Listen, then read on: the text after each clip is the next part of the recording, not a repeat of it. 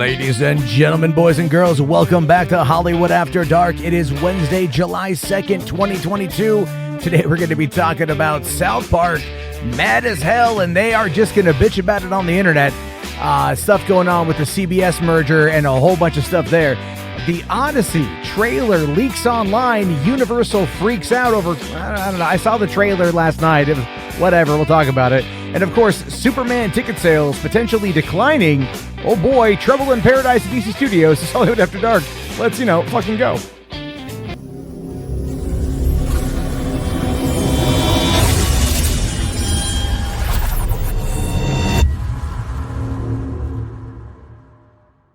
Hey, what's going on, everybody? How you guys doing? Welcome back to the show. Of course, it's Wednesday. It's July 2nd. We're now in halfway point of the year.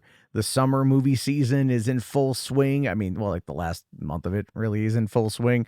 And it's getting kind of heated out there. Jurassic World Rebirth dropped last night. I actually I went to go see it. I saw the 12:01 a.m. showing, my first midnight show, official midnight show, since Iron Man back in 2008. That was a long time ago. I saw the movie. My review of it is up on the channel. To give you guys a bit of a preview, I like it a lot. It has some problems, everything has problems, but it's good. It's good.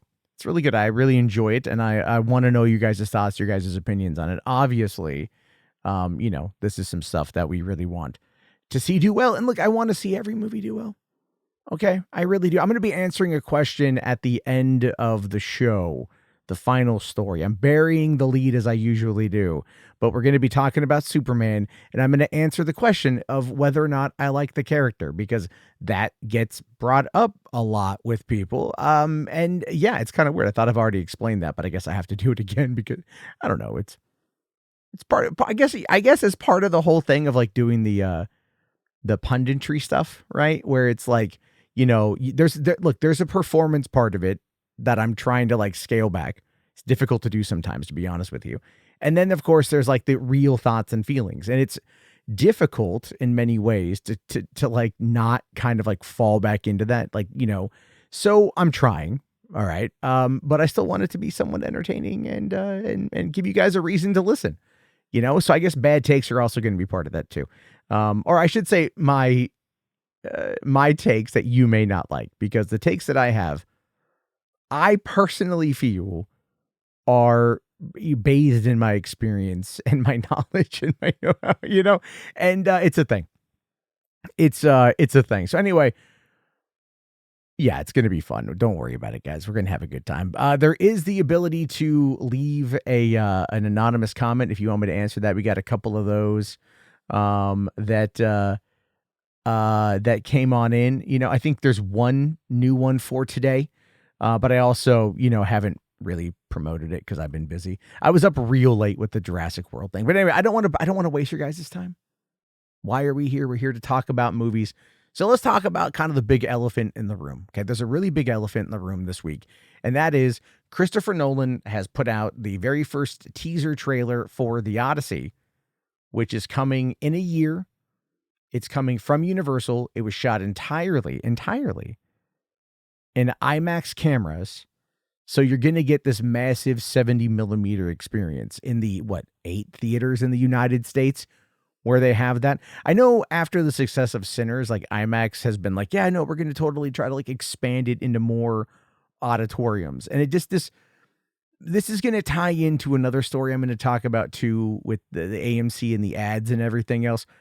It's really like, oh my God, you know what I mean? Like, it's just, rather than do what they know they need to do, they're going to do everything other than make it more affordable. They're going to be like, no, we gotta make it bigger and crazier and bolder. And there's no greater person to do that than Christopher Nolan.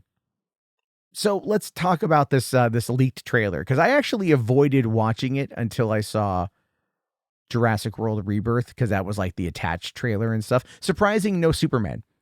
I have not seen the Superman trailer in theaters at all, which is kind of weird, right? I don't know what's going on with that, but maybe that has something to do with the ticket sales that are kind of declining from what we'll talk about that at the end of the show. But anyway, The trailer, it's a teaser, guys. It's like it just has, Odysseus, and he is like on a raft, and that's it, right? It's a 70-second teaser. And then you've got Tom Holland talking with John Bernthal about, where Jason Bourne is. So you got Spider-Man, you got the Punisher. Oh, and no, and then you've got Thor, because he was Thor in Thor Ragnarok, right? And also Thor Love and Thunder as an actor. So you got 3 MCU stars, kind of, that are in this teaser. And again, it's like really just a series of shots. It's really not that much. I don't know. I don't think it was really worth it to like take it down. Universal was like out there copyright striking it down and just removing it from anywhere. And it's like, why? You want people to see this in front of Jurassic World? I'm telling you right now, I know the meme online has been, oh yeah, I'm just going to use my AMC A-list to go into buy a ticket for Jurassic World, and then I'm just going to go in and I'm just going to watch the teaser trailer for the Odyssey, and then I'm just going to leave. And that's going to be like the right thing to do. Like, it's a weird meme that I've seen. I hate when people do that, But the idea of having the trailer play exclusively in theaters makes sense. It does. It makes sense to me. I get that, right? You want it in theaters so it will actually, like get people to show up, because Universal can make money with animated. They got the Bad Guys coming out here pretty soon, the Bad Guys 2. Obviously that will make some money. They're pretty decent. How to Train Your Dragon just did really well. Jurassic World's going to probably do really well. Universal ain't hurting. So like, but why? Why are they taking it down? Well, by and large, it has everything to do with the fact that Christopher Nolan is Christopher Nolan. And, like, that guy is so far up his own ass. I'm sorry. It's so true. He's so far up his own ass, and he has been for years. And of course, people are going to deny that and be like, but Oppenheimer did well. Made almost $1 billion on $100 million budget. There's no denying that it did well. It won Best Picture. He won Best Director, I think. Cillian Murphy, Best Actor. Robert Downey Jr. Did Cillian Murphy win Best Actor? I know Robert Downey Jr. won for Best Supporting. And that's where I'm at with this, which is the reason why asking these questions is important. And of course, getting your answers to those questions is also really important, because this is something that we can have a discussion about. You know what I'm saying? There are opinions that, I hold on Nolan that you may disagree with, and I think you should voice them in the chat. I'm just going to say that. But, look, the other part of this too is like, that I find kind of funny, is the tagline for the Odyssey is "Defy the Gods." So somebody bootlegging the trailer and putting it up on YouTube or on the internet is very much defying the copyright gods. So I think with that in mind, Nolan should let people do it. The other thing I want to say about this is, as I was listening to the trailer, one of the things that gets me about Nolan movies is that he never does ADR with his work, and you can hear it in the trailer. And I'm like, dude, start doing ADR, man. Or start getting a better boom op or something like that. Like, you can hear it in the trailer.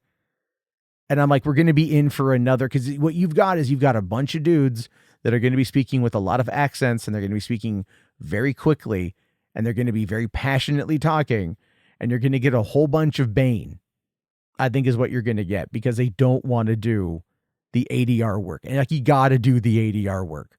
Okay. People will like, this isn't like a talkie like Oppenheimer, where, it's like you can have a silent room and people talking in the silent room, and it makes sense because they're silent and it's in a room, right? There's not going to be a bunch of stuff. But here it's like, well, maybe, just maybe don't do that. I don't know. Maybe someone should talk to him, but they're not going to do it. They're not going to do it at all, because that's just the world we live in.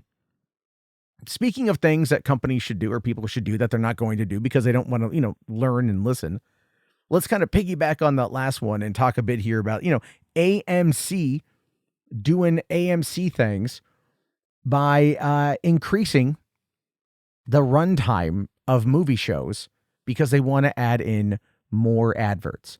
And I don't think that it's just AMC. When I saw Jurassic World last night, I left the house at like 11:15, started at 12:01. And then I realized that I'm going to get to the theater by like 11:35, and I'm going to have 25 minutes to sit around and do nothing. So I legitimately took the long way, knowing that I would have then less time to wait for the movie to start because there were going to be ads. And my God, there were ads. There was a Narcan ad, like a Narcan delivery system PSA, like how to administer Narcan if you see someone overdosing on fentanyl before the fucking movie. All right. Like before the movie, they were just running ad after ad after ad after ad. And then you got your trailers, and then you got another 2 ads. And then you got the final trailer with, The Odyssey. And then the movie started. It took 25, 30 minutes. But AMC is at least opening. I guess they're open about this now. So, they're saying here that they've added in more time.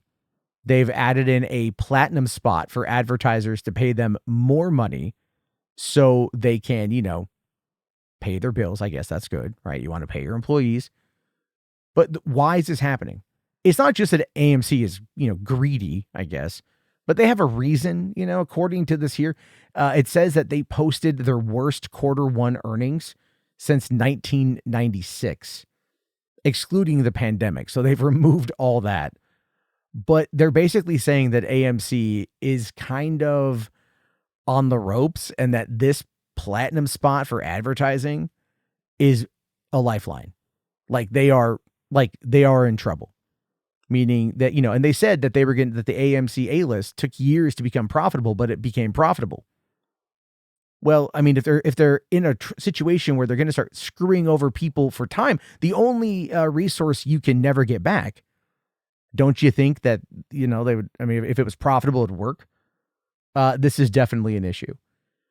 So there's audience backlash to this, obviously. When the movie starts, so when those 25 to 30 minutes of packages begin, usually only about 60% of the audience are actually seated, meaning that 40% of people ain't even there yet because they know there's no point in getting there on time, because they've got a reserved seat and they can show up and dive into that damn thing.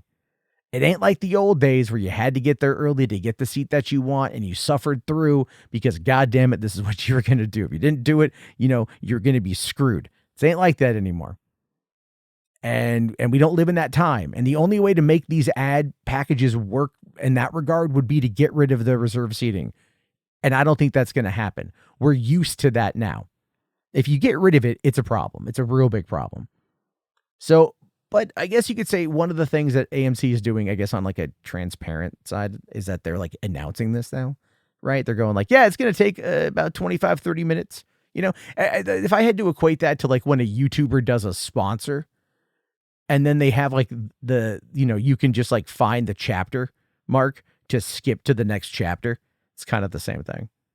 Right. It's just like you could, they're telling you when to show up. So, you're not going to have to see all the ads. But there's also that lawsuit that was in Massachusetts last year that was talking about that. And I don't know what happened with that, but it was like they were suing. Was it Massachusetts or Rhode Island? It was one of the northeastern states, but they were suing about that. And now AMC is coming out and saying it, which means there could have been a settlement or some kind of thing that we just didn't hear about. I don't know. But really, guys, if you want people to like show up and watch more movies, stop wasting their time. Stop wasting their time. That's the biggest thing. So I think it's going to hurt long-term goodwill. I think it's going to end up really hurting AMC as a whole. Cinemark was doing something very similar, and Regal is also doing something very similar. And it's just so sad. Stop doing it. Stop it. Fucking stop it. Okay, let's jump over to TV. All right, because this one kind of caught my eye today. I thought it was kind of interesting. South Park, season 27. My God, the show premiered when I was 15, 27 years ago. Okay, like I'm 43. Maybe I was 14 when it came out. I'm 43 now. Season 27 of South Park is coming July 23rd, 2 weeks after it was initially set to launch. They were going to premiere it on July 9th, but they said nope. We are moving it now back to July 23rd. And the reasoning is because of this merger with Skydance that Paramount is doing, and they don't want, there's something going on with this right now, and it's causing problems. Obviously, Paramount is in the process of trying to deal with the Trump administration to get the Trump administration's FCC to approve the merger, as well as Trump having a lawsuit against CBS for how they edited an interview with Kamala Harris. And then CBS then says, okay, we agreed to pay $16 million to Donald Trump to settle this lawsuit, which is, it's pay to play. It's absolutely pay to play. We know that. It's blatant corruption. It is blatant corruption, absolutely bending the knee to a fucking megalomaniac. And South Park is getting delayed as a result. And that's minor in comparison, to be fair.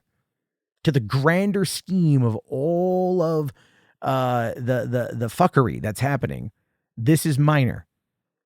But they're not happy about it. They put out a statement saying that this whole thing is a shit show and that it's fucking up South Park, which is their own company, by the way.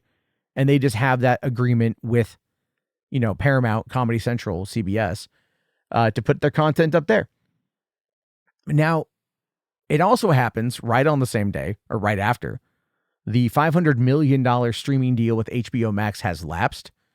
And now all those episodes are also on HBO Max as well as Paramount Plus, I believe. Okay. And so there's also potentially a merger fallout happening with this whole thing. Netflix and Warner Brothers Discovery are reportedly making offers. And I'm assuming, I don't know if this is like for the South Park thing or for, CBS or whatever, or Paramount. I mean, at the end of the day, these studios, these massive conglomerates, they're going to end up all being owned by other companies, whether that they're tech or communications or whatever, right? Like these other companies, these other massive companies are going to come in and buy up the content in order to be able to make their own streaming services, to be able then to sell us piecemealed subscription models that are going to continuously increase to the point of where people are only going to really be able to afford one or two. And I'm right on that one. So I guess where this is going, sorry, I read this wrong. It's like, Netflix and Warner Brothers Discovery are in the process of talking with South Park, making offers to bring the content over for future episodes, for streaming at least. So we'll have to wait and see on that one. But hey, man, 27 seasons of South Park, like go figure on that. Like, holy shit, right? That's pretty cool. What's your favorite episode? Right? Don't say Scott Tenorman must die. I really, God, I'm going to think badly of you if you say Scott Tenorman must die. I hate that episode so much. I don't know why. I just don't like it. However, I will say that I do enjoy the Lord of the what is it? The Lord of the Rings episode is really good. The Imagination Land episodes are really good. PC Principle is pretty great. There's a lot of great South Park guys. We have 26 seasons to enjoy. Although when I went to Tegrity Farms, the show kind of lost me. Is it worth getting back into with the Tegrity Farm stuff? Or should I just jump ahead? Because I dipped out in season 24. So I just didn't like it. Please tell me that there's something good there. Let me know in the chat. For the past couple of years, I've been saying that there's something wrong over at Blumhouse. I think I talked about this on yesterday's episode as well. Jason Blum has got to go. He's out. He's done. He's got to leave. Okay. I know it's his company. I know it's his namesake. He's got to go. All right. Like, he has had 4 flops in a row this year. And we're talking 4 flops in a row last year as well. The last time a Blumhouse movie did well was Five Nights at Freddy's. And even that was heavily skewered, despite it being fun and making a lot of money. There is something going on over there. And Megan 2.0 flopping in the way that it did. Look, it also, by the way, $17 million global against like a $20 million or $30 million whatever opening. It's like, that's not bad. But it is a sign that the audience is not there for whatever the hell Blumhouse is doing. And even joining up with James Wan's Atomic Monster clearly hasn't yielded fruit yet. And it sucks, though, because a lot of the stuff was in development before that stuff came in, that merger happened, or that deal happened. And so James Wan's kind of getting drugged down. But it's not great. It's not great. But anyway, well, here's the thing. Is Megan, the original Megan, by the way, made like $180 million. There's no way in hell that Megan 2.0 is going to do that. Like, they really overthought this particular brand. I mean, look, one of the reasons why is it kind of went from Chucky to Terminator. It literally, it went from Child's Play to Terminator 2. That is the bold change of the movie. It came out when F1, Jurassic World, How to Train Your Dragon, Elio. I mean, it's a stacked time to come out. End of June is a busy time. Now we've got Superman next week, and we've got Fantastic Four at the end of the month. I Know What You Did Last Summer is coming out. I mean, and that's an R-rated horror movie that, yeah, it's a legacy sequel, but it's still R-rated. Whereas Megan was like, we're still going to be PG-13, bitch. You know? And like, they really, really, really misjudged that. Whereas when the first movie came out in 2023, it opened in like January when it was a dead time. There was no competition. And it just didn't have the oomph, right? It didn't have the oomph of anything. It didn't have any viral energy. There wasn't like the TikTok dance thread or the memes that went around, you know. And then also, I guess you can make the argument that like Rotten Tomatoes, 93% from the first one, 57% for the sequel. I mean, Rotten Tomatoes sucks. I don't put any value in it, but you know, that's an argument that the Hollywood Reporter was making when they were covering the story. There's a lot of things there. Now, Blumhouse, to their credit, has come out and actually made a response to this. They did admit miscalculations and overconfidence. Yeah, no shit. Okay, and right now they're undergoing soul searching over the release strategy and horror market saturation. Again, horror market saturation. Megan is not horror. Okay, right? The Wolfman was a weird take on the character. Drop was more of a thriller, not a horror. You know, I mean, all of these things are not going back to what worked for them. Like, give us another Paranormal Activity, something. But I don't mean like paranormal. Like, don't go back to that well unless you have a really good idea. What I mean by that is like, figure out something that's going to be freaky, that is going to be able to be done on a low budget to give people those scares that they like, because they like those scares. They really do enjoy those particular freaky things. That will work for them. And if it's low budget, like, you know, like 5 million, you know, you can easily make your money back. And remember, guys, the marketing budgets are all write-offs. You know what I mean?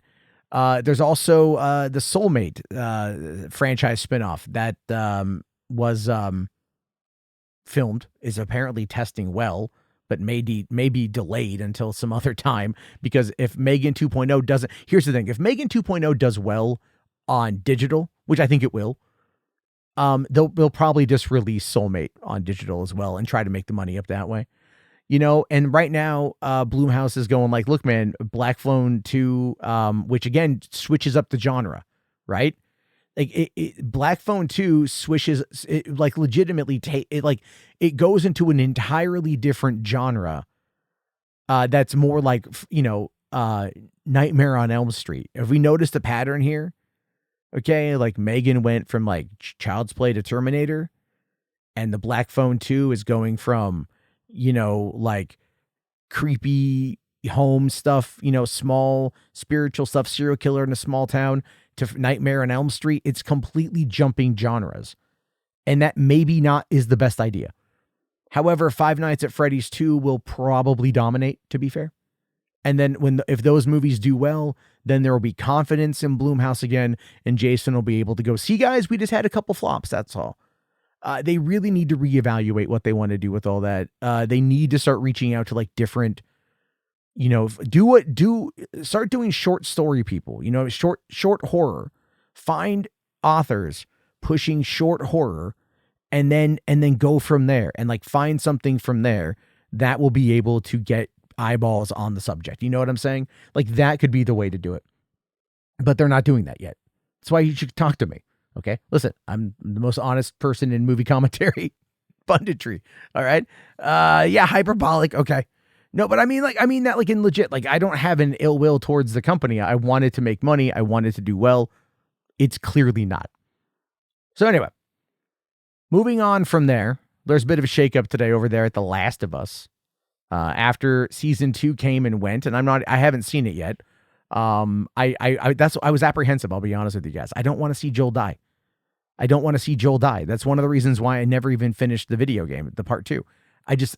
I knew he was going to die. It lost me on that. It wasn't, it was like, again, like Uncharted 4 pacing. It was just like slow moments of like, let's wander through these really gorgeous settings.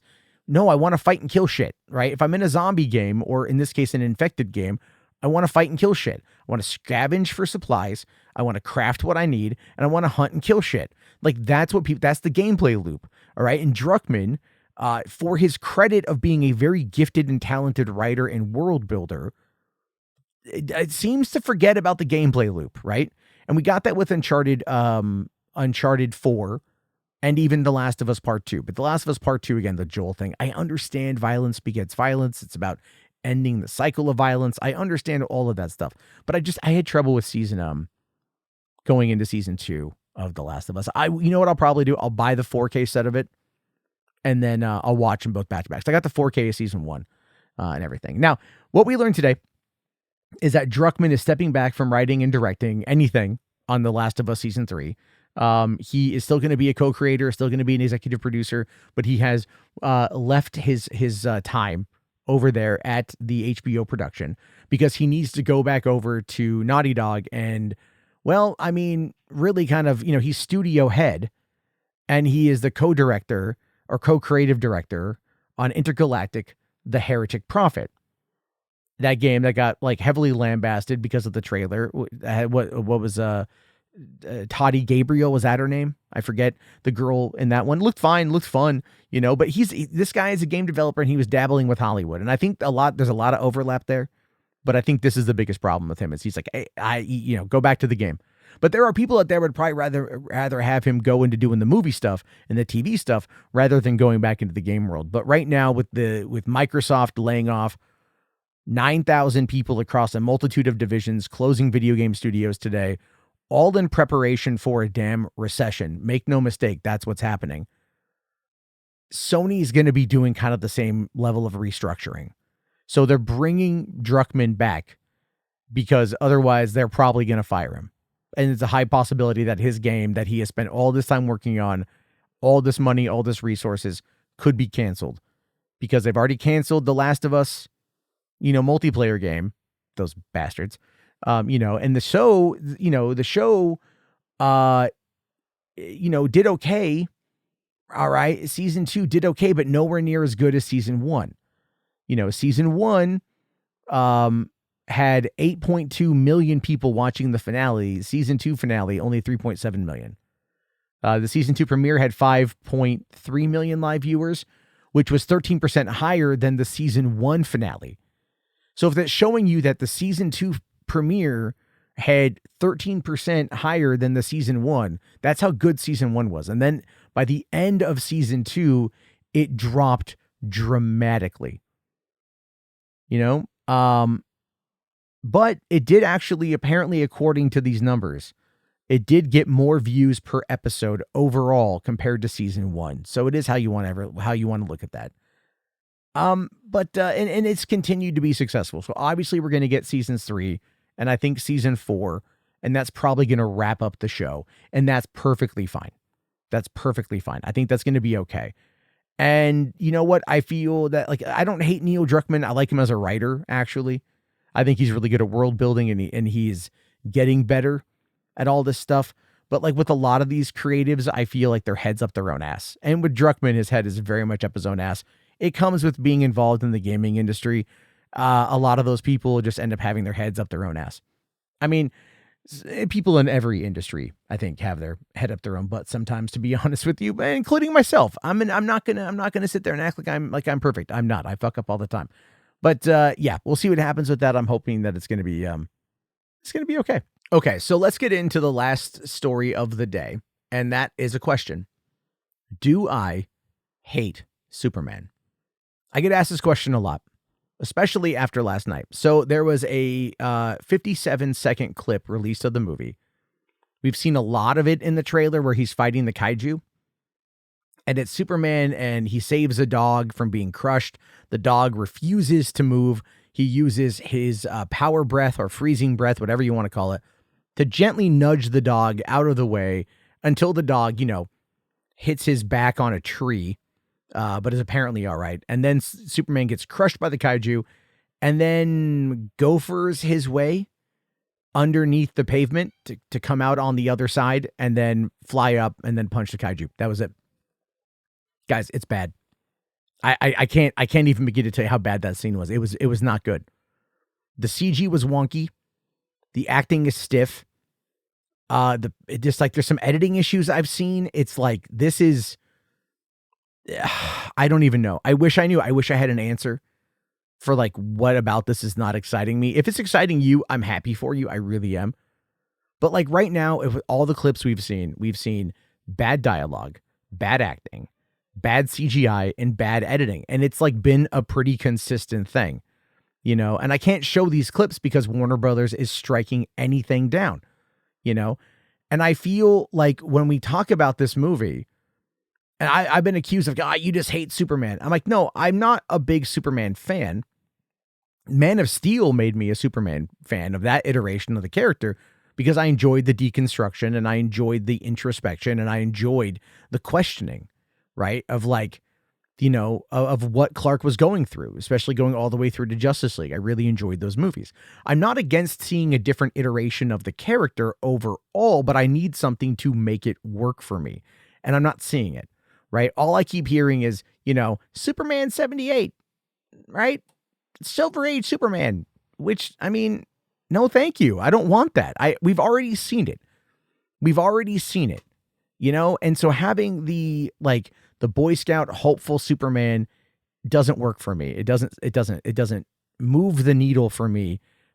Whatever the external conflict has to be, it has to be something greater than Lex Luthor trolling Superman, which is when you look at even things James Gunn has said in an interview about how he's dealt with trolls on the internet, you can see it come through in this movie. I called it out. And when we see the final thing next week, we will absolutely be able to witness all that. We will see exactly all that stuff as it plays out. And I'm pretty sure I'm going to be pretty correct. I don't know if I'd say like 100,000% correct, but I'm going to be in the ballpark of being more correct than not. And that to me does not a good story make. And that's the whole point. What is a good story here? What is the angle that he's going for? So far, the trailers have told me and shown me nothing. It's just Superman versus Lex Luthor. I've already seen this multiple times, right? Even if they were like Batman versus the Joker, I've already seen this multiple times. What is the hook, right? James Gunn is like, I finally found a way to do it. Okay, fine. What was the way to do it? You want to make him more human. You want to depower him. Cool. That's cool. I think the chemistry between Clark and Lois, or Superman and Lois, is good. I don't have an issue with any of that. I think it's all right. I think it's going to be a highlight of the movie, to be honest with you. But Nicholas Hoult is just like, I don't know, man. That acting is terrible. His voice for Luthor there's no gravitas. There's not I don't want to say gravitas. There's no balls. There's no oomph, right? You don't look at him and think, I'm going to be intimidated by this guy. You think that there's like, he's just a weasel, there's nothing there about that yet.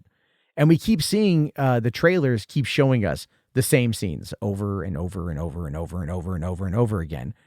And again, without telling us a story. Luthor discovers the Fortress of Solitude. Okay. Luthor then wants to use it to figure out how to hurt Superman. Okay. Right. Superman fights a kaiju. Superman ends up arguing with Green Lantern and the Justice Gang. All right. Like Superman and Lois have a bickering comment about his actions. Right. There's this like Hammer of Bavaria thing, all this stuff we keep seeing. It's the same thing over and over and over and over and over again.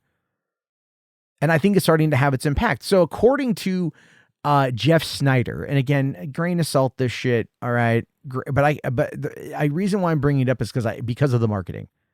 It's not ingenious marketing. They've legitimately just started oversaturating it. And according to him, it started to kind of have an impact. So look, I've talked about this before. The initial box office take home that some people are speculating for Superman is somewhere in the neighborhood of around $135, potentially $145 million for the opening weekend. Okay. I've seen other reports that say it could go between 90 and 100 million, and maybe like one that was like 120 to 135, right? Somewhere in there. Okay. But even some other places have said upwards of $200 million. Look, box office is not a science. We have to just remember that. Okay. You have to remember that. It's not a science. It's speculation. It's basically vibing is really what it is. But in this particular case, people have just been like throwing everything at the wall to see what sticks. And so then they can sit there when the movie comes out, whether it is 90 to 100 million or 185 to 200 million, they can say, yeah, I called it, right? They can say, I'm pretty sure I would probably even make the same claim, right? But I'm trying to be consistent, but there was a lot of hype out of the gate at first with the Amazon early screening event. Those have largely sold out, and those numbers are going to be rolled into the opening weekend of the movie. Then that becomes a question of those people who saw the movie, are they going to want to then go see it again, right? Because word of mouth and repeat viewings are going to very much increase the box office. If that doesn't happen, that could be an issue. Okay. But according to this as well, it could be dipping to around $100 million, according to Jeff Snyder. And it's possible that it's got Jurassic World Rebirth. Look, that opened up last night. Lots of showings. I mean, I went to a midnight show. It was pretty full when I was there. They had a couple of them at my theater. A lot of people have been watching it. It's going to have a strong 4th of July weekend opening. It's going to carry it over, right? Because on Friday, on the 4th, is a dead movie going day. Just remember that. And then after that, you're going to have Saturday, Sunday, and then the rest of the week. And then you have the weekend. And I think there's going to be strong word of mouth for Jurassic World. It was actually a bit of fun, despite having a bit of a rocky start. And so that might take it over. Then you've also got F1. F1 did gangbusters. That's going to cut into some of Jurassic World stuff, right? This week as well. But then that's going to carry over into the summer stuff. That's being called the Top Gun Maverick, of the summer. Surprisingly directed by the same guy that did Top Gun Maverick. And so, you're going to have dads choosing, do we go do Jurassic Park or do we go do this? We're going to have families that are like, oh, the dads get movies. And then they're going to be Superman. So maybe they're already going to be burnt out. They're going to go, well, I can just wait for streaming on Superman because it's, whatever. But then you've got, Fantastic Four coming in a couple weeks. I'm not even worried about Fantastic Four. In my mind, in this conversation, Fantastic Four does nothing. I'm not even worried about that. So on the opening weekend of Superman, I'm going to sit here and I'm going to make the claim. It's probably going to open at number 1. It's probably going to open, I would say, maybe around 100 million, depending. I don't think it's going to get much higher than that. It might. It very well might. And if it does like 130 and above or whatever, oh, my DMs are getting, my mentions on Twitter are just going to be fucking gone. And I will completely take it then if that's what happens. I want the movie to succeed. But then, okay, let's go back to the question. Do I like Superman? I said, I like the iteration of Man of Steel. But Superman, by and large, to me, is a character that's kind of out of place in time. People say we need hope right now. We don't need hope. We need action. Okay? We need action. We need organizing. We need action. We need boots on the ground. Especially if you're worried about, where we are politically in this country. We need boots on the ground. We need organization. It's grassroots. Okay. Putting your faith in an S and trying to put it out there in that particular fashion, in my mind, isn't going to work. It's not me being cynical necessarily, but right now going like, we need hope out of this superhero. Oh, F that, man. Stop these characters, they don't fucking inspire hope. Okay. These are entertainment characters. That's the whole damn point. All right. And I say this all the time about comic books anyway. If they were effective in their job, crime would be gone. They're not a deterrent. They're an accelerant. Because you have to have more imposing villains to challenge the hero. It's part of the storytelling process. So if these were characters that were real, if we really had heroes flying around and the same kind of shit kept happening, it would be like a menace. It would be an absolute menace, and eventually people would get over it. They would be like, I'm just done with this. Can we just move on with our day? All right. Like, that's really where it is. And if you don't believe me, go watch the opening of Jurassic World Rebirth. When you see it, you'll know what I'm talking about. It's very similar. It is a niche that works in a specific bubble. But the more, again, with these iterations, it is just what it is. And I'm kind of all over the place on that, I'll fully admit. But look, I think the character is better served as a support character, as a sidekick character, as a person with whom is basically like a deus ex machina approach. Like, all is lost.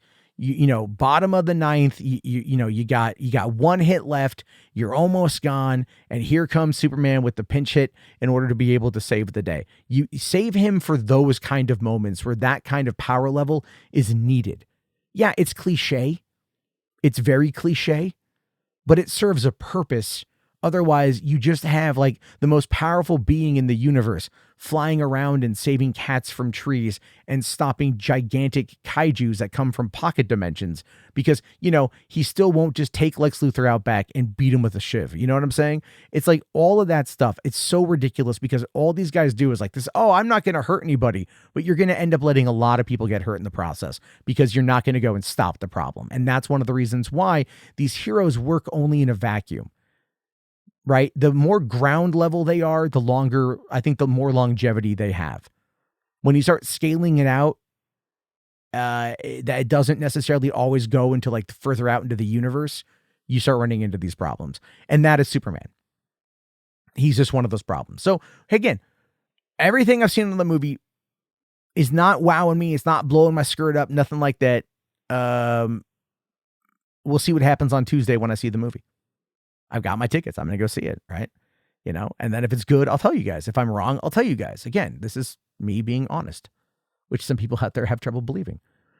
Anyway, so we did get one comment, like I said here on the anonymous form, and it's asking here, why has Tarantino gone full boomer? He complains now so much. I've thought about asking him for a fight, so I don't know who sent that to me. But I will say this. The thing with Tarantino, and this is what happens largely with people who enter into their 50s, especially those who have been in the film industry for a long time. And in Tarantino's case, he's been around for, 30 years, and he has made banger after banger after banger, and he's one of like the top 5 most influential filmmakers of the modern age, whether you like the guy or not. So he looks, and he's a huge cinema fan, and he sees where things are, and he bitches about that, which is what I'm assuming you're saying by going full boomer. Yeah, and maybe he wants to kind of go back and look at certain things from his childhood. Again, he's a Gen Xer, and everything else, and like go back to the way things were, indie cinema in the beginnings, all those things, when it was raw, when it was new, when it was intense, and it was like you could have that darling that went to Sundance or went to Cannes or the different film festivals, and it was just everywhere, and everybody wanted to talk to you because it was outside of the studio system. But then you get into the studio system, and you kind of live there for a while, which is what he's done. While still, but because he's Tarantino, he can get the money to do it himself. I say just, like, there are legitimate concerns with the industry. I think he's airing those concerns, but at the same time, he's always been an opinionated jackass. And you either love him or you don't. And that's where I'm at with it. I love the guy. So, he can bitch all he wants, and he makes a pretty good point, but I don't always have to sit there and agree with it. Just like I'm sure you guys probably look at my commentary on Superman and you're like, oh God, again, you piece of fucking shit. Will you stop it? No. We got a few more days to go, and as long as this stuff keeps coming out, I'm going to keep talking about it. But in the meantime, please leave a comment, leave a like, tell me your thoughts. I'll talk to you guys tomorrow. Have yourself a great day. Thank you for listening to this episode of Hollywood After Dark, and peace the hell out.